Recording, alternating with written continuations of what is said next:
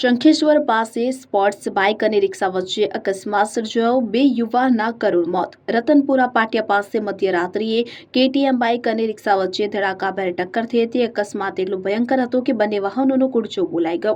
રિક્ષા ચાલક ઠાકોર કાળુજી પ્રતાપજી ઉંમર વર્ષ 20 અને બાઇક ચાલક ઠાકોર રણજીતજી કાળુજી ઉંમર વર્ષ 25ના ઘટના સ્થળે જ મોત થયા.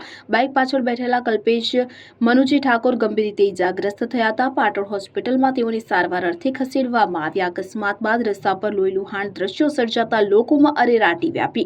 પ્રાથમિક તપાસમાં ઓવરસ્પીડ અકસ્માતનું મુખ્ય કારણ હોવાનું અનુમાન. શંખેશ્વર પોલીસે મૃતદેહોને પોસ્ટમોર્ટમ અર્થે ખસેડી વધુ તપાસ હાથ ધરી. રિપોર્ટર ભગીરથસિંહ જાડેજા, સાંતલપુર.